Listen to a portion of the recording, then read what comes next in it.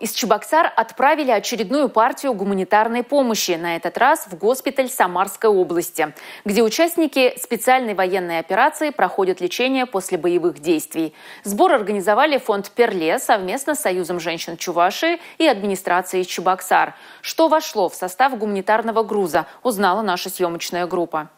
300 коробок и упаковок. Внутри все самое необходимое. Предметы личной гигиены и ухода, нижнее белье, продукты питания, некоторые медицинские расходники. Все это собрано женсоветами разных муниципалитетов Чувашии. В состав гумпомощи входят и письма, которые для бойцов написали школьники республики. А члены Канашского отделения Союза женщин передали вручную сшитые подушки. У нас очень отзывчивый народ, и вся страна поддерживает наших земляков.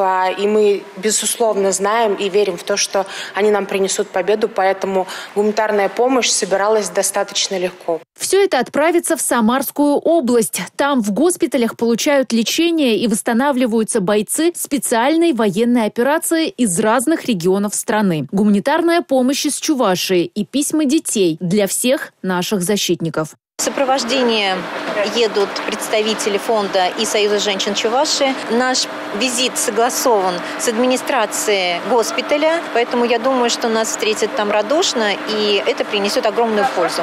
Уверена, что это будет очень тепло, очень искренне и, самое главное, воодушевлять ребят на скорейшее выздоровление. Это уже вторая «Газель», которая сегодня отправилась в свой путь. До места своего назначения помощь доберется уже завтра. Общественники Чувашии также планируют отправки и в прифронтовые госпитали. Татьяна Трофимова, Анна Центовская, Игорь Зверев. Национальное телевидение Чувашии.